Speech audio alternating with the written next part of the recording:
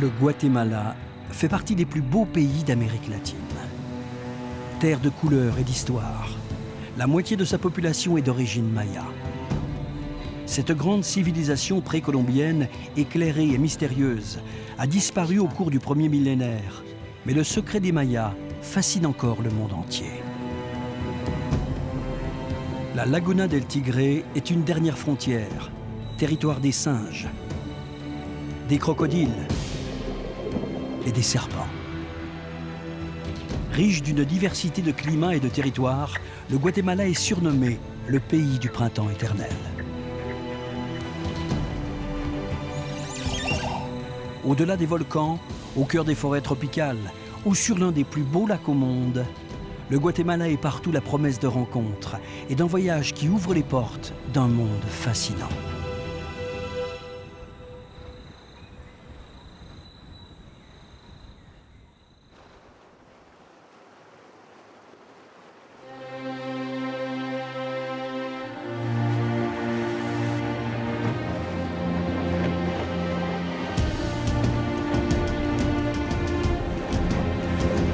Chalín, Chalín. ¡Eso! ¡Ah!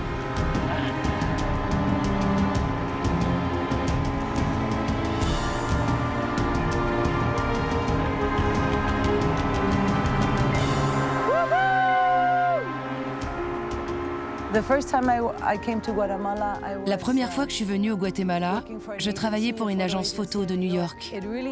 J'ai été touchée, bouleversée. Et un mois plus tard, je suis revenue par mes propres moyens. Mon regard sur les choses a changé et moi aussi j'ai changé en profondeur. Qu'est-ce que je faisais de ma vie? Je prenais des photos, je dépensais de l'argent, je courais à droite, à gauche, mais j'étais en train de tout rater. Alors je me suis dit, je pars vivre au Guatemala. Tout le monde me disait, mais tu es folle. Oui, sans doute. Mais j'aime bien être folle. Le lac Atitlan est un des endroits préférés de Joan Trimper Garucho. Photographe américaine, elle est installée au Guatemala depuis 12 ans. Et tout le monde l'appelle Gigi.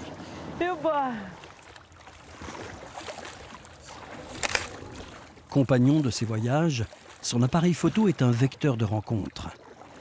Avec lui, elle explore le monde maya.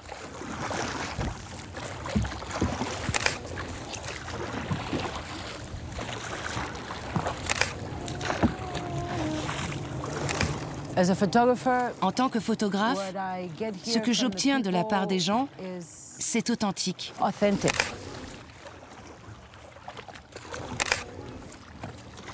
Ce que les gens peuvent voir dans les photos, c'est une part d'eux-mêmes. C'est réel et c'est quelque chose qui manque aux Occidentaux. Si je peux capturer cela et faire en sorte que les gens se souviennent de ce qu'ils sont, on est tous pareils, partout dans le monde. C'est pas juste une histoire de montres, de chaussures made in China ou de coiffures de luxe. Non, on parle de la vie. Les gens ici me donnent de la vie. Et j'aime bien partager cela avec celui ou celle qui verra mes photos. Si quelqu'un les regarde, j'espère.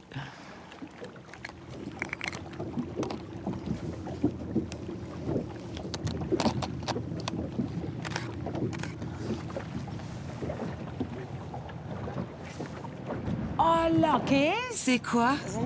C'est une carpe. Carpa. Pour frire? Oui. Pané? Avec de l'ail ou comme ça? C'est comme on veut. Je vais aller acheter du bois et on va les préparer sur la braise.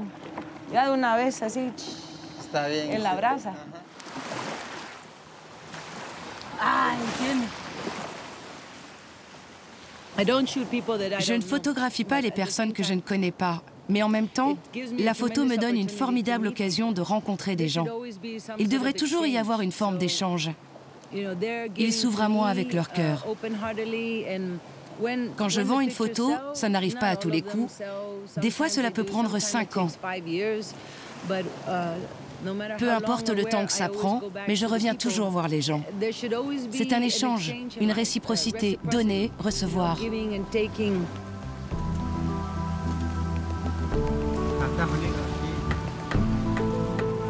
Gigi n'a pas fini d'explorer son pays d'adoption. Du lac Atitlan, le lac sacré des Mayas, aux chaînes de volcans, en passant par la forêt tropicale, la côte Caraïbe au Pacifique, le Guatemala est un pays de 1000 facettes, ouvert sur le mystère.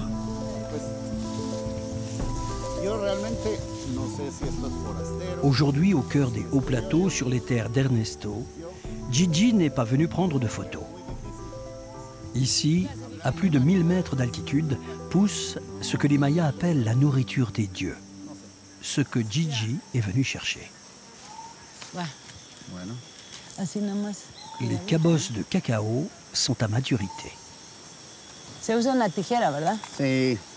Pero como no tenemos tijera. ¿Lo abrimos? On l'ouvre? Sí. Oui, vas-y. Pero Aquí mismo. Ici?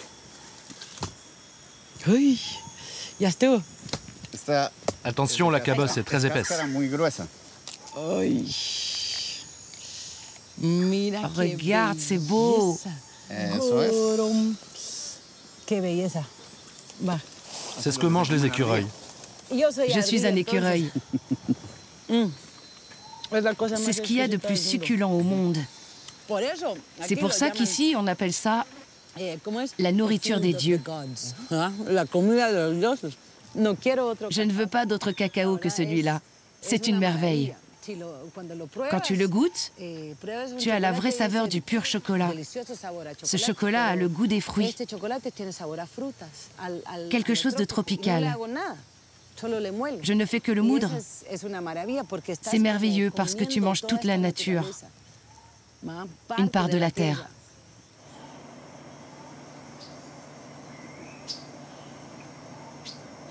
Ernesto représente la 5e génération à la tête de cette finca, une ferme de 350 hectares où il produit du cacao, du café, du lait, de la banane et du bois de chauffe. Dans la ferme, les machines n'ont pas changé depuis des décennies.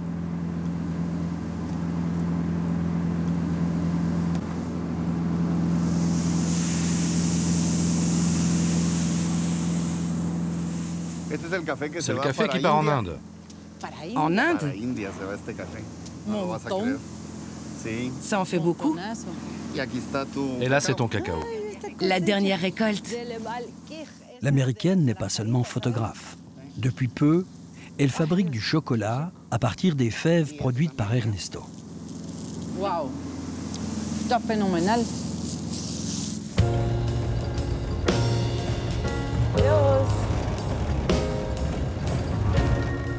Gigi a posé ses valises à Antigua, l'ancienne capitale du Guatemala. Née à New York d'un père américain et d'une mère espagnole, elle grandit au Mexique, puis au Brésil. Cette enfance multiculturelle nourrit son existence rivée entre plusieurs univers. La photographe a eu 1000 vies et ce n'est pas fini. Gigi a 20 ans lorsqu'elle rentre aux États-Unis. Elle étudie la photo et s'installe à Los Angeles, où elle devient danseuse. 10 années dans le showbiz aux côtés de pop stars américaines, une vie d'artiste, de fêtes et de folie à 100 à l'heure, au risque de se perdre. Un beau matin, elle tourne la page de Los Angeles, rentre à New York et reprend la photo jusqu'à sa fameuse rencontre avec le Guatemala.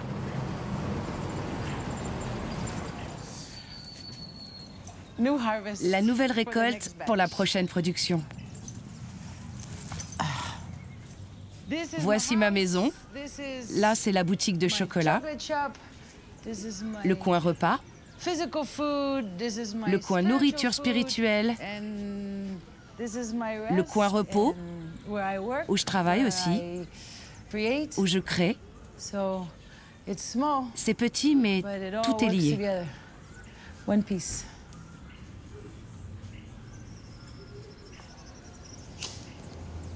Gigi fabrique de la poudre de chocolat haut de gamme qu'elle vend aux États-Unis. Sa production est artisanale, mais lui permet de dégager un revenu en plus de la photo. Elle fabrique son chocolat dans la plus pure tradition maya. Je demande la permission aux esprits quand je fais mon chocolat. D'abord, je demande à être en équilibre entre les 4 points cardinaux et en accord avec le calendrier maya. Le chocolat est magique.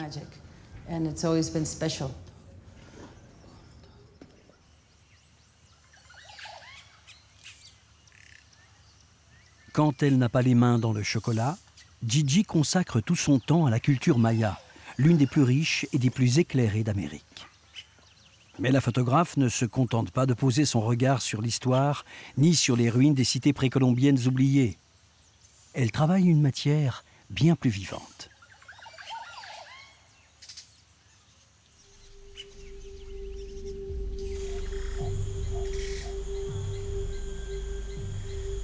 Gigi a été initiée pour devenir prêtresse. Les guides spirituels mayas l'ont guidée et lui ont transmis les secrets de leur rituel. Aujourd'hui, Gigi prépare plusieurs cérémonies avec son ami Felipe, un guide spirituel renommé dans le pays.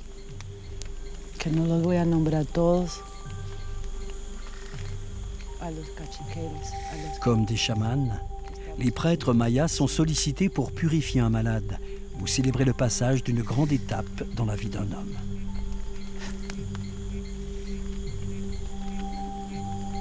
Le feu, ce n'est rien d'autre que la connexion avec nos ancêtres. Les personnes qui sont mortes, on ne les considère pas comme des morts. On dit qu'ils sont dans une autre dimension, un monde parallèle. Les ancêtres nous transmettent beaucoup de messages et de conseils. À l'époque de la préhistoire, tous les humains étaient autour du feu. Ils partageaient les moments de joie, de tristesse, des projets et tout ce qu'ils pouvaient faire collectivement. Ce feu signifie et reflète notre part ancestrale que nous avons tous en nous, toutes les civilisations. Nous, les Mayas, on maintient le feu malgré tout, car il est une part essentielle de notre quotidien.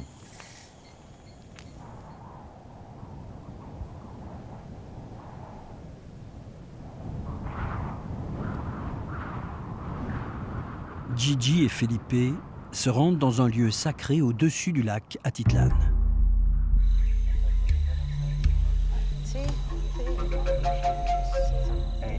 À flanc de montagne, cette grotte abrite des cérémonies mayas depuis des siècles.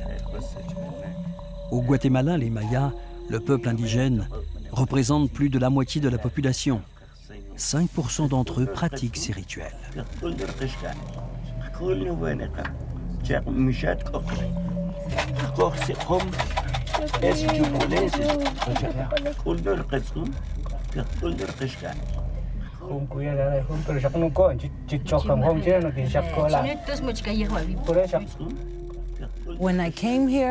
En arrivant ici, je voulais faire un reportage photo sur les Mayas. Mais j'ai été rejetée pendant des années. Pas de photos, pas de photos. Ça m'a pris pas mal de temps pour être acceptée. Et j'ai réalisé que ce que j'étais en train de vivre était plus important que les photos. Alors je me suis consacrée à l'étude des Mayas. Et un jour, on m'a demandé « Tu as ton appareil avec toi ?» J'ai dit oui.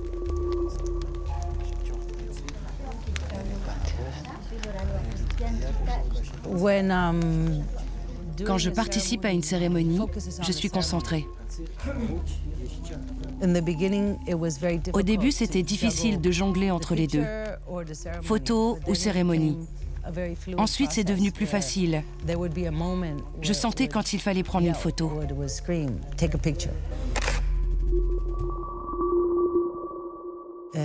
Je photographie très vite pour reprendre le cours du rituel. Je pense que la cérémonie, c'est plus important que la photo. Gigi est une des rares occidentales à pouvoir photographier ces cérémonies religieuses intimes. Depuis la chute de leur civilisation vers 850 de notre ère, les Mayas ont été victimes de persécutions. Les plus récentes remontent aux années 80, en pleine guerre civile. 30 années de guérilla ont secoué le pays jusqu'aux accords de paix en 1996. La guerre du Guatemala a fait plus de 200 000 morts et des milliers de disparus.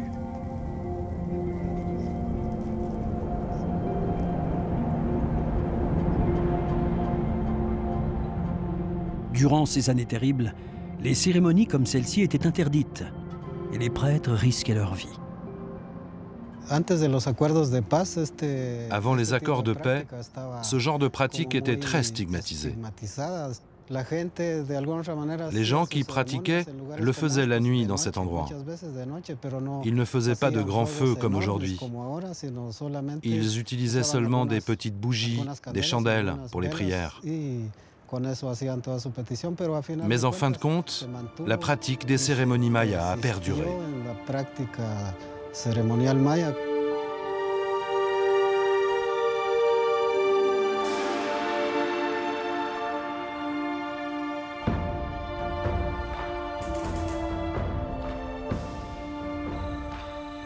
Les mystères de la civilisation maya continuent de fasciner le monde entier. Comment des hommes ont-ils pu bâtir des cités-États en pleine jungle et organiser la vie de milliers de personnes? Pourquoi ces sociétés éclairées par leurs connaissances dans les domaines de l'art, des mathématiques et de l'astronomie ont-elles pu s'effondrer? Les raisons de la disparition des cités mayas alimentent encore aujourd'hui de nombreuses hypothèses. Invasion, dégradation de l'environnement, guerres intestines, famine.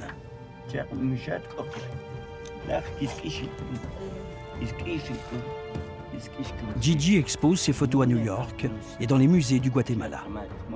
Ces milliers de clichés noirs et blancs témoignent de la richesse d'une culture éternelle.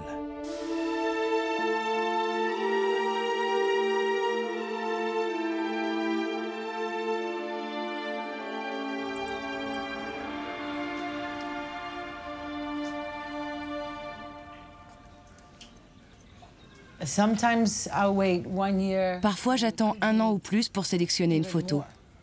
La semaine dernière, j'en ai retrouvé une en faisant le tri. Je me suis dit, comment j'ai pu ne pas la voir? Mon regard change avec le temps. Je ne suis plus attachée à une photo en particulier. Je la regarde et je vois une nouvelle photo. Ma meilleure photo, c'est toujours la dernière.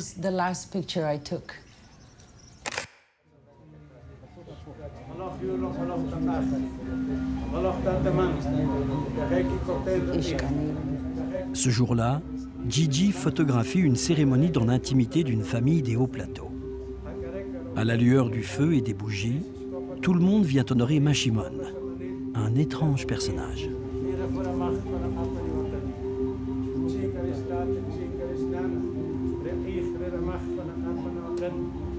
Mashimon est un homme à la peau blanche et au visage multiple. Sa moustache figure le conquérant espagnol, l'oppresseur. Il est en même temps une divinité maya. Mi-dieu, mi-saint, il est aussi appelé Saint Simon.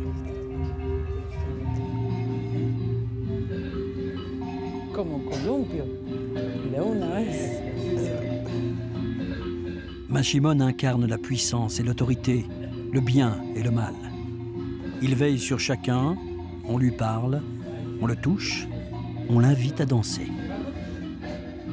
Vénéré, Mashimon est aussi un bon vivant qui aime les fleurs, l'alcool, l'argent et les cigarettes qu'il faut lui allumer.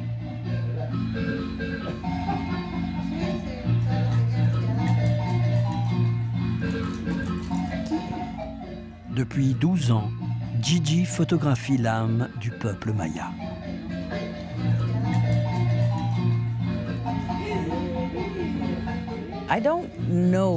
Je ne sais pas comment les gens me voient. Les gens que je photographie sont mes amis. En voyageant dans le pays, je me fais beaucoup d'amis. On partage beaucoup de choses. Ils me respectent et moi aussi. Tout ce qu'on peut partager, c'est très fort et merveilleux.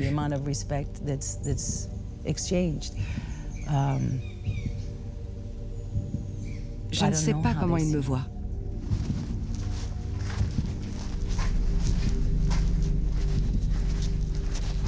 En s'intéressant aux hommes et aux femmes du Guatemala, Gigi, à sa manière, met en lumière les richesses spirituelles d'un monde très mystérieux, comme pour le tenir à l'écart de l'oubli.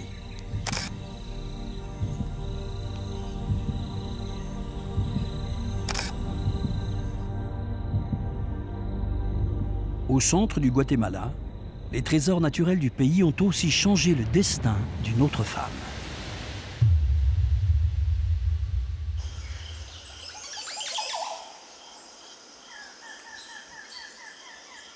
À plus de 1500 mètres d'altitude, la jungle tropicale se couvre de nuages et de mystères. Le Biotopo est une région de forêts humides qui ressemble au premier matin du monde.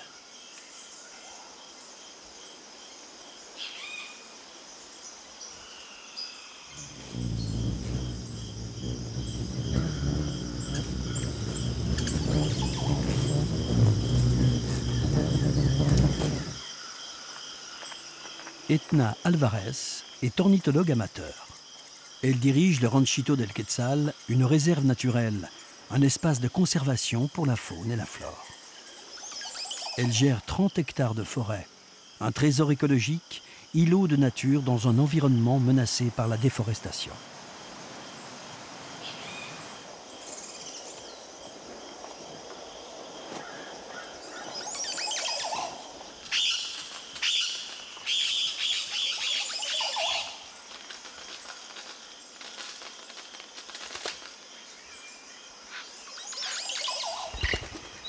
Ici, plus de 120 espèces d'oiseaux ont été recensées. Parmi elles, le plus célèbre des oiseaux, la légende du Guatemala, le Quetzal, l'un des plus beaux oiseaux du monde.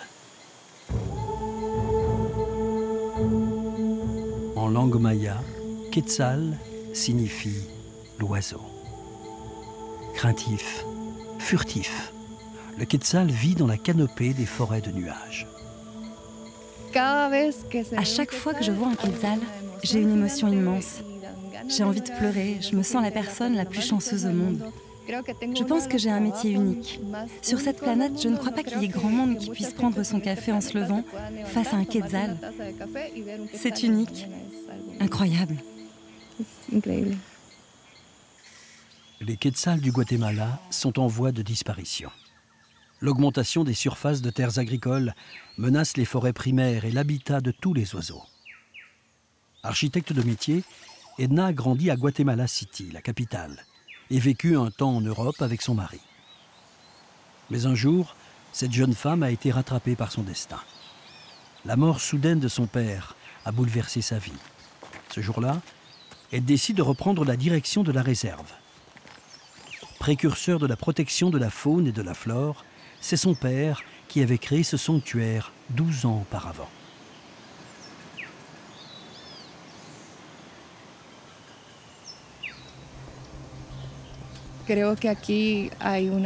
Ici, je ressens une connexion très forte avec mon père. Depuis sa mort, à chaque fois que je pense au Quetzal, je sens la présence de mon père. Il n'y a que dans cet endroit ici que je ressens ça.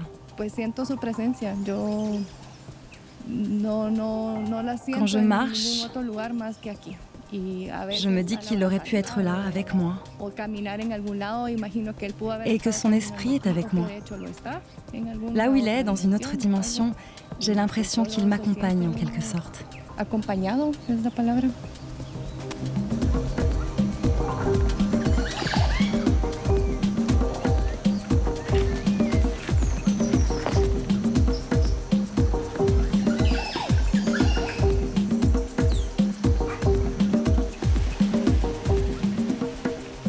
Avant la saison des pluies, les quetzals en quête de nourriture commencent à descendre des sommets environnants. Baldo, un des guides de la réserve d'Etna, essaie de repérer les arbres qui produisent les fruits dont se nourrissent les quetzals.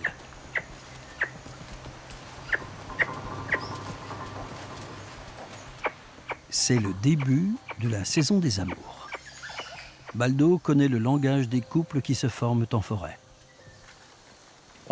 Quand il appelle la femelle, il fait ça. Ensuite, l'autre fait ça.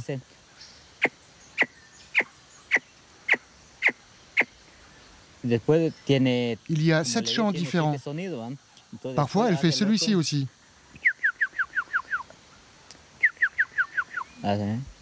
Après, il répond.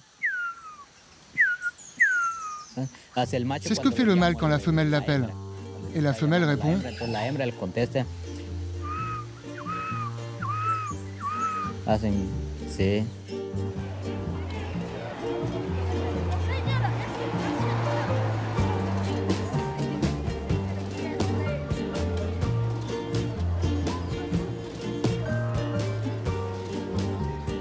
Le quetzal fait partie de l'histoire du pays.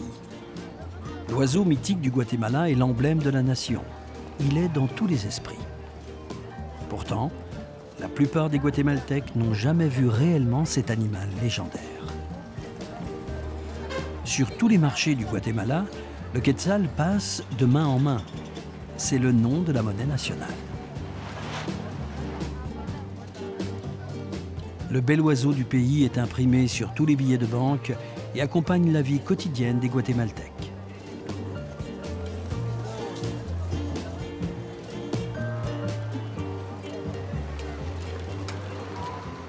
Etna collecte tout ce qui évoque le quetzal dans la culture locale.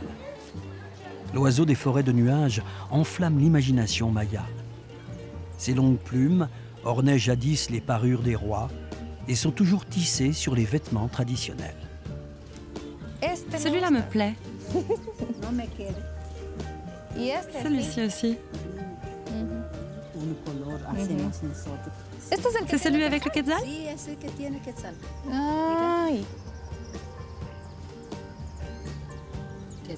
Un petit quetzal. Dans notre pays, il y a une légende qui raconte une bataille entre un Espagnol et un prince quiché. Le prince a été assassiné par le conquistador. Quand le prince s'est effondré sur le sol, un oiseau avec de grandes plumes s'est posé sur sa poitrine et s'est recouvert du sang de l'Indien. Puis il s'est envolé très haut dans le ciel, en emportant avec lui notre liberté à tous vers un lieu plus sûr. Cet oiseau représente la liberté et la lutte pour la défense de nos terres. Entre ses doigts se joue l'avenir de l'oiseau légendaire de son pays. Etna cultive une forêt miniature de guarumo, l'arbre dont les fruits constituent la nourriture préférée des quetzals. Pour Etna, ce n'est pas une journée comme les autres qui se prépare. Direction l'Alta Verapaz, sur les terres d'une ONG, la Conservation Cloud Forest. Dans les 2 réserves, on produit les fruits que mangent habituellement les quetzals. C'est important pour nous d'avoir une grande variété d'arbres pour la reforestation. L'avantage de ces plantes, c'est qu'elles produisent des fruits comestibles pour les hommes aussi. On a plusieurs objectifs. Nourrir les quetzals et les autres oiseaux, replanter des arbres de manière durable, et en plus, cela fait des fruits pour nous.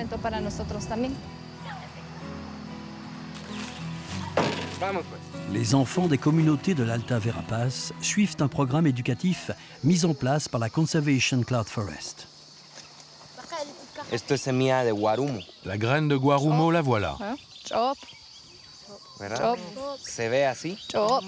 Vous voyez? Chaque graine est un guarumo.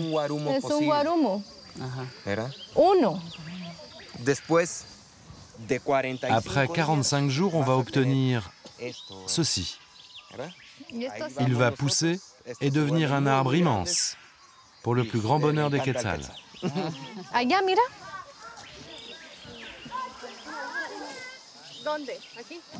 En plantant des arbres, les enfants assurent l'avenir de leur forêt et la survie de ses habitants.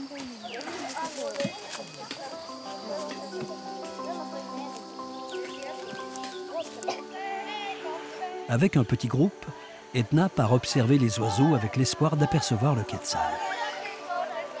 Depuis toujours, les hommes ont essayé de le capturer. Mais aucun quetzal n'a jamais survécu en captivité car il se laisse mourir de faim et de soif. C'est pour cette raison qu'il est le symbole de la liberté.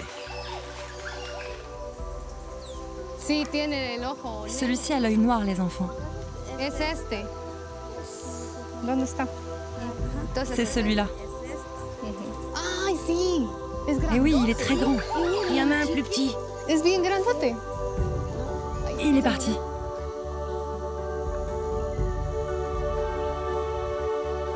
Chaque année, après la nidification, le quetzal se défait de ses plumes et sacrifie sa beauté pour protéger ses petits des prédateurs. Regardez, sur la petite branche.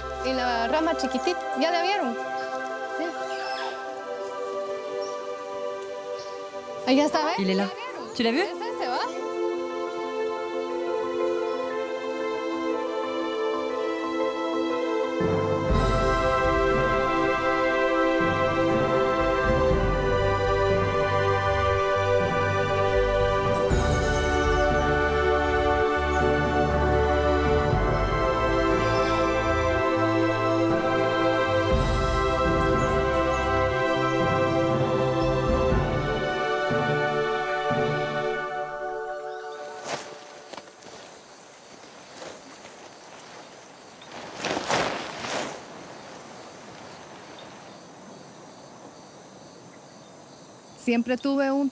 J'avais un métier que j'aime toujours d'ailleurs, mais je n'avais jamais senti que je pouvais donner le meilleur de moi-même en venant ici. Cet endroit a fait de moi une meilleure personne. Cet enrichissement personnel m'a permis d'apporter quelque chose au monde et de me développer en tant qu'être humain. Ici, je m'accomplis réellement grâce à la forêt.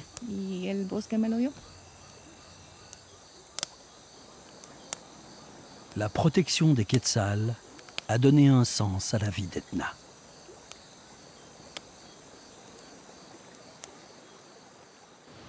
À une journée de route, en direction de la frontière mexicaine, se trouve la Laguna del Tigre.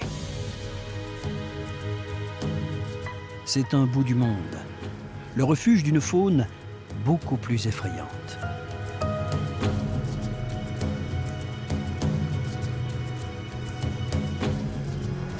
La Laguna del Tigre est un concentré de planète Terre où la nature est opulente.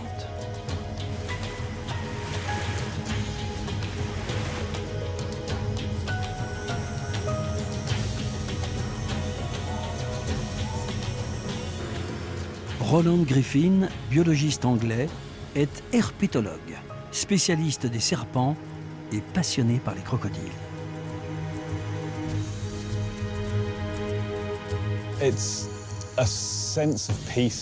Je me sens en paix dans un endroit comme ça. Je suis face à l'essentiel. Être entouré de nature, plutôt que par des immeubles ou des constructions humaines, pour moi, c'est ce qu'il y a de mieux sur Terre.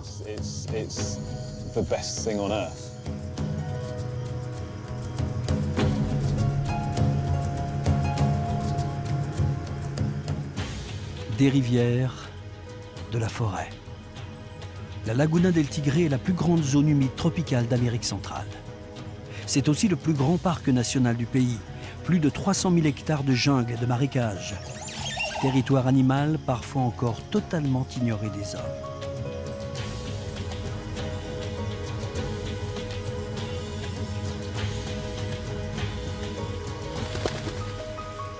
Six mois par an, Roland vit dans cet environnement sauvage exceptionnel. Son camp de base est sur les rives de la rivière San Pedro. On arrive dans ma seconde maison, celle où je vis quand je suis au Guatemala. C'est la station biologique des Guacamayas. C'est là que je travaille et fais mes recherches. J'adore. C'est un des endroits les plus tranquilles que je connaisse. C'est tranquille et magnifique.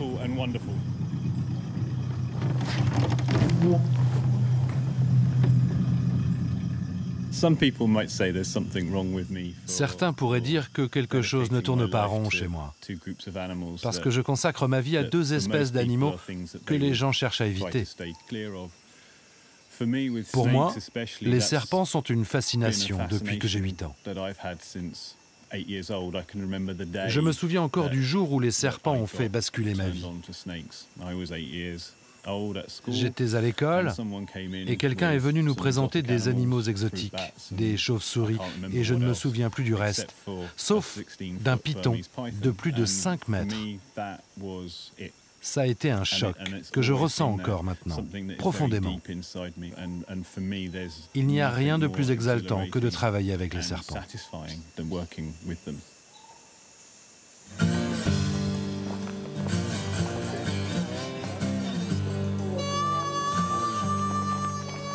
Avant de s'enfoncer dans la jungle sur les traces des serpents, Roland a rendez-vous à Paso Caballos.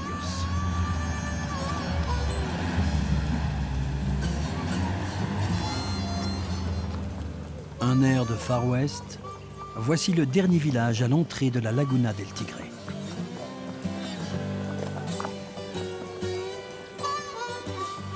Roland est toujours en quête du plus beau reptile, du plus dangereux aussi parfois, mais doit toujours être accompagné lorsqu'il part en capturer. Question de vie ou de mort. Hola, Carlos. Salut Carlos. Hola, ¿qué tal? Comment ça va? Ça va. Bienvenue Roland. Merci. C'était quand la dernière fois que tu as vu un serpent? Carlos vit à la sortie de Paso Caballos. Il travaille à la station biologique et connaît parfaitement la jungle. Pour Roland, Carlos est le compagnon indispensable de ses expéditions. Entre 8 et 10 heures le soir, c'est bien. De jour, on peut en voir aussi, mais on est sûr de rien. Alors que de nuit, on peut en avoir.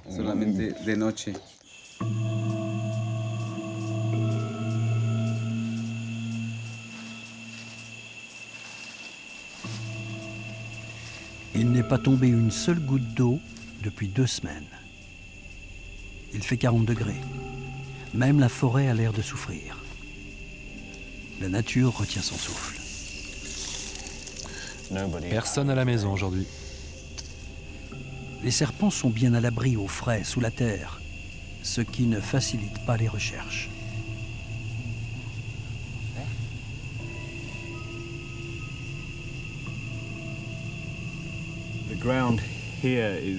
Ici, le sol est très lisse. On voit une longue ligne qui descend vers le trou. On dirait vraiment la trace d'un serpent. C'est peut-être un boa constrictor. On sait qu'il y en a dans le secteur. On est aussi à côté d'une grande grotte, juste en bas. Et les boas mangent des chauves-souris, alors c'est possible qu'ils soient là pour se nourrir.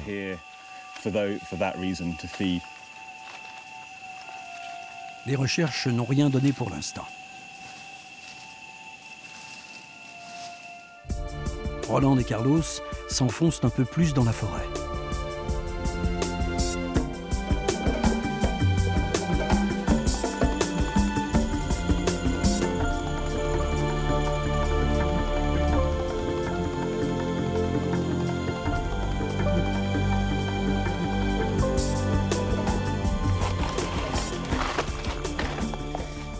Ils sont désormais à 3 heures de marche de la station biologique et se dirigent vers ce point culminant. Une colline, le vestige d'un des temples de Huaca, une cité maya totalement avalée par la jungle. La nature est fragile, mais elle a une puissance sur laquelle on n'a aucun contrôle. C'était une grande cité, avec beaucoup de monde à la grande époque. Il faut imaginer ce monument, peint en rouge, comme l'étaient toutes les cités mayas. Voir que la nature peut reprendre le dessus, c'est merveilleux.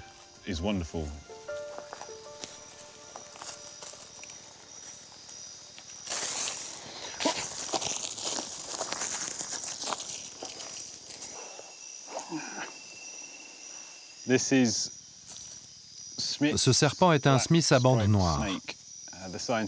Son nom scientifique, Coniaphanes schmidti. J'ai recensé plus de 30 espèces de serpents dans la Laguna del Tigre. Et il y en a encore beaucoup à trouver, c'est sûr. Le serpent est représenté dans le monde médical, sur les ambulances. Partout dans le monde, il est le symbole de la santé, de la vitalité et celui de la mort aussi. On l'a peut-être oublié. Si on regarde bien leur apparence, elle est assez phallique, assez masculine. Mais le mouvement des serpents est incroyablement féminin, doux et élégant. C'est un animal paradoxal. They're an animal of paradox, I guess. Seuls les cris lugubres des singes hurleurs viennent rompre le silence. Waka est aussi le territoire des singes araignées, incroyables acrobates de la canopée. Cette cité a été découverte en 1970, mais les fouilles archéologiques n'ont été entreprises que bien des années plus tard, en 2003. Depuis, Waka est retombé dans l'oubli.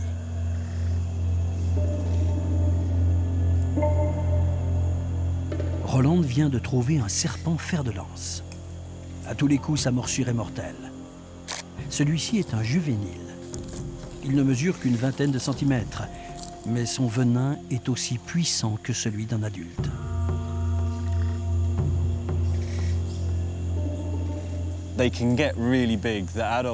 Ils peuvent devenir vraiment très grands. Les adultes atteignent 2,50 m.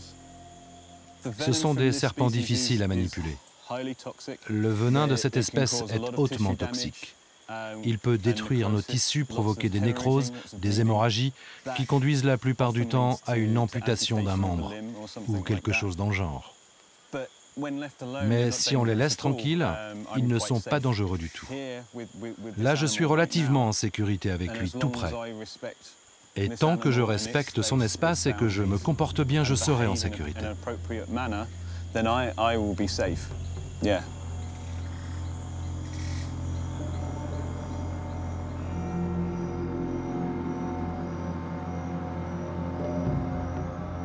Les rêves de Roland sont peuplés de serpents, mais pas seulement.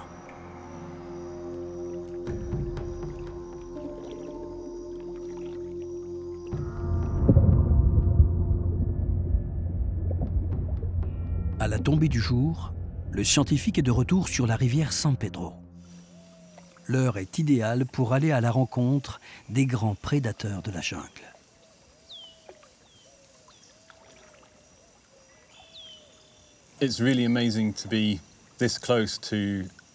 C'est incroyable d'être aussi près d'un crocodile morelais, un mâle adulte comme celui-là. Ils sont difficiles à approcher et je crois que les individus les plus âgés ont la mémoire d'avoir été chassés. Ils se souviennent des gens sur les bateaux qui venaient les tuer et ils s'inquiètent de ça.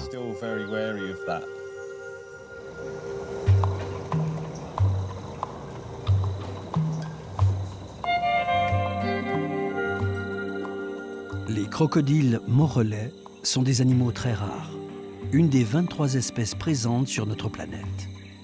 Ils ne vivent que dans certaines parties du Guatemala et du Mexique. Le travail de Roland permet de mieux les connaître et de les protéger.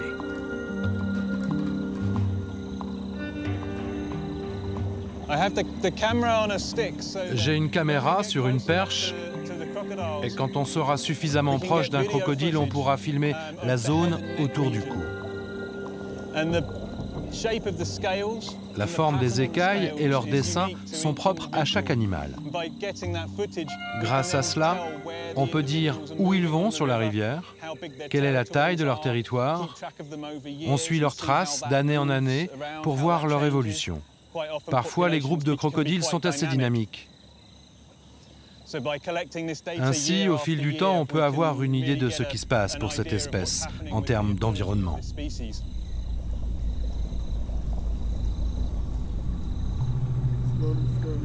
Coco.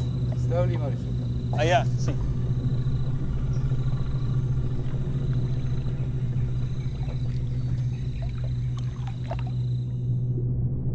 Les crocodiles morelais sont les monstres de la rivière San Pedro. Certains mesurent 3,50 m.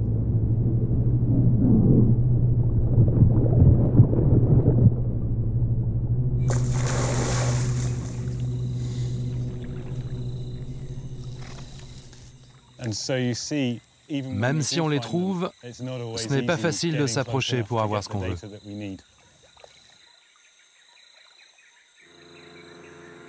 Loin de son Angleterre natale, Roland vit ici de sa passion. Il publie des articles sur ses travaux de recherche et organise aussi des expéditions scientifiques. Chaque année, des dizaines de volontaires viennent l'aider pour ses opérations de comptage de crocodiles sur la rivière San Pedro. Ces données permettent de protéger une espèce qui a bien failli disparaître. Ce sont de grands prédateurs, présents dans la mythologie. Partout où il y a de grands prédateurs et des humains, il peut y avoir des conflits. Heureusement, ici, c'est assez rare. Quand il y a un accident, c'est une femelle qui protège son nid et ses petits. Elles sont très protectrices et agressives. Il y a une sorte de respect pour l'espace de chacun, et la plupart du temps, les rapports sont harmonieux.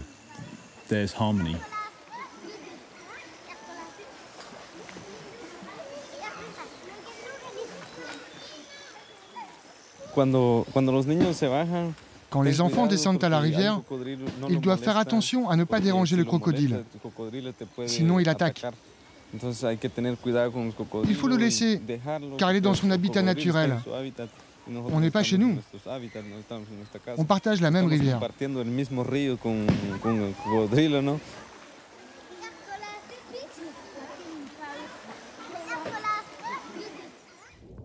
À Paso Caballos, les crocodiles sont là depuis la nuit des temps. Et les pêcheurs ont appris à cohabiter avec le seigneur de la rivière.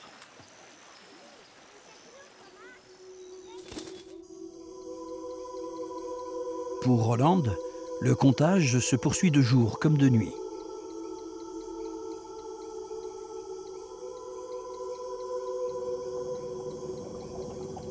Dans la pénombre, les crocodiles sont plus actifs et plus faciles à détecter.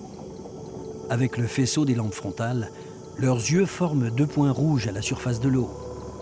Voilà ce que traquent Roland et son équipe.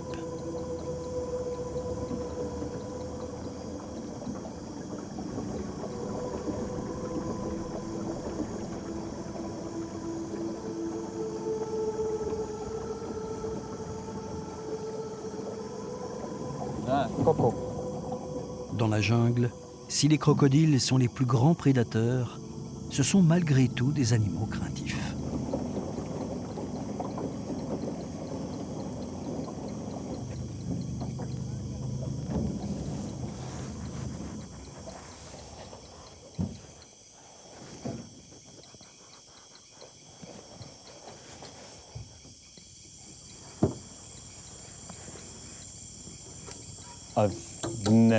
Je n'ai jamais vu un crocodile aussi tolérant.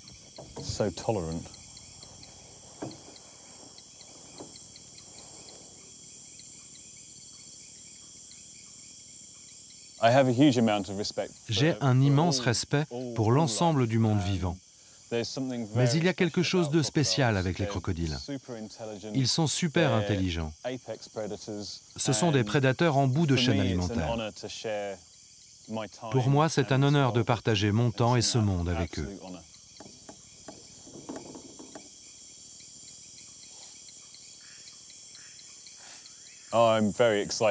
Je suis très enthousiaste. C'est une sacrée nuit. Je n'y crois toujours pas qu'ils restent comme ça sur le fond de la rivière, tranquillement. C'est magnifique. Quelle nuit.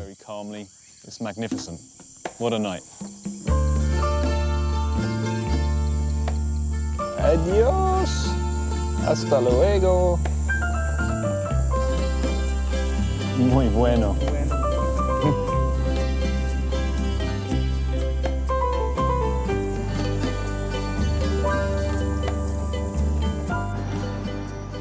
Roland, le scientifique anglais, a décidé de s'installer définitivement au Guatemala. Il projette d'ouvrir bientôt un centre dédié aux tortues marines sur la côte pacifique. Mais surtout, il veut continuer à nous faire regarder avec bienveillance 2 espèces animales mal aimées, les serpents et les crocodiles. Ces animaux sont apparus à l'époque des dinosaures et ils sont toujours là.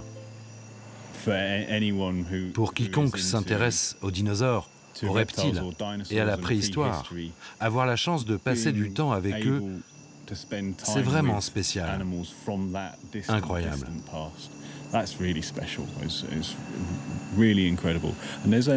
Il n'y a plus beaucoup d'espèces de crocodiles. Il n'en reste plus que 23 sur les 200 qui ont existé par le passé.